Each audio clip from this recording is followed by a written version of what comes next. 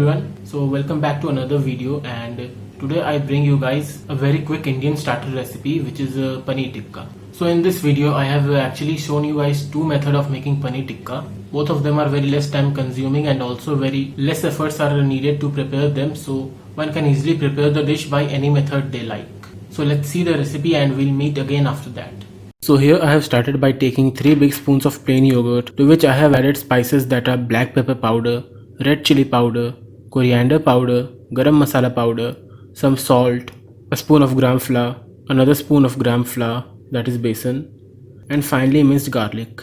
You can use ginger garlic paste, but I personally hate ginger, so I have only used garlic. After that we have to do this step in which we have to heat some mustard oil in a ladle until it reaches the smoking point. It will take 2 or 2.5 minutes, but it's important that you heat the mustard oil till smoking point. Once you see the smoke coming out of the oil, keep it on the flame for 8 to 10 seconds and then pour the hot oil on your marinade. Now mix your marinade with spoon obviously until all the spices get to know each other. The mustard oil should be mixed with the marinade and no lumps of gram flour, that is besan, should remain. Taste your marinade and it should be a bit spicier than you want it to be because it will lose some flavor while cooking. So if your marinade is just as you want it to be, the final preparation won't taste as good as you want it to be. A bit spicier marinade will result in a perfect amount of heat and spice in the final preparation. So I again added some red chili powder and some garam masala and mixed it again nicely. Now that the marinade is ready, let's add our main ingredients to it, which are paneer cubes, some capsicum and some onion. Here I have 9 cubes of paneer. I'll be using 4 cubes for each method just for the video. These won't end up using all your marinade, you can add some more to it. So now we'll add all the paneer cubes in the marinade along with all the capsicum and onions. Now you can start mixing it with your hands because paneer is very tender and using a spoon will definitely break them. Also the oil would be cool by now, so you don't have to worry about that. If necessary, rub all the cubes of paneer gently with the marinade one by one for proper coating. And once that has happened, keep it aside for 20 minutes. But don't worry because in those 20 minutes we have to do 2 more things. First take an onion, cut them like this and then separate each onion ring. Here you can see that some onion rings are too thick while some are too thin, and that's completely fine. And now that you have sliced all your onions, let's make the green chutney without which a tikka or a kebab is not complete. So take the spice jar of your mixer grinder, add some coriander leaves to it along with 5 to 6 small cloves of garlic. If you have big cloves, then 2 or 3. After that, half a green chili, some salt and 2 to 3 spoons of yogurt. Blend it all together and then you'll have this chutney. This step also shouldn't take much time, and now that those preparations are done, we have to wait for our paneer to get marinated. Okay, so after 20 minutes when your paneer, capsicum and onions are marinated nicely and it's finally time to cook them. So now turn on the flame, take a non-stick tawa and start placing your paneer cubes, onion and capsicum on it one by one.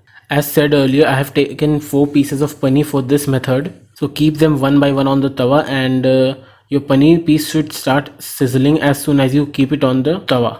Let the paneer pieces sit there for 2 to 2.5 minutes and then give them a flip. Let them chill on the other side for 2 to 2.5 minutes as well, and then comes the time to baste the paneer and veggies. Basting basically means applying butter on the pieces of paneer so that they don't dry out. If you happen to have a silicone brush, use that to baste the paneer, but here I have used a spoon. So after applying butter on all the sides of paneer and veggies, give them all a flip and baste the other side as well. Once all the cubes and all the veggies are buttered and all the sides have been on the flame for 2 to 2.5 minutes, take them out and shut the flame up. Now this was one way of making paneer tikka, but I can already hear you guys complaining that it won't be like the one we get to eat out of the tandoor. And you know what guys, I agree with you on this one. So here I have another way of making paneer tikka which will take probably less time and less effort than the tawa method. So I happen to have these metal skewers at home for some reason. But if you guys don't have this, you can also use wooden skewers which are easily available in the market. And if you're using wooden skewers, just soak them in the water for 30 minutes before using them, otherwise they will catch fire. Now here in the video you can see that I am placing them all in the skewer in a pattern.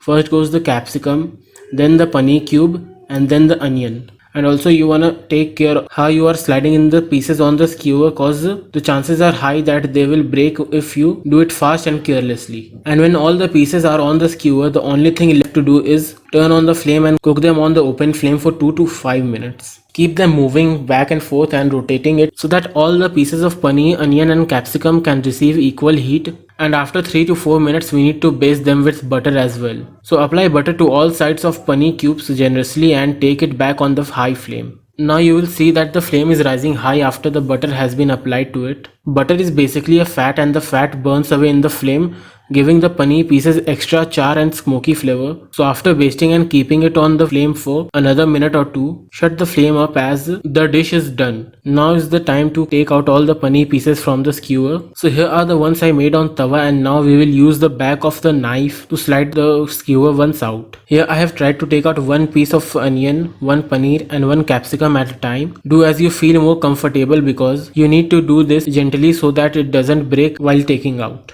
And after you have taken all of them out, now is the time for plating. First I was confused how to plate them, but then I randomly started placing them on the plate here and there, thinking when you get these outside somewhere, they don't have the time to think itna, and they also do it randomly. And now comes the time for onion rings. So place some onion rings on the plate, followed by some coriander chutney drizzled or poured on the top, and the plating is done. So guys, that was the recipe, and one thing that I would like to say is that the results that I got in the skewer method were way different than the tawa method, and I'm saying different in a good way.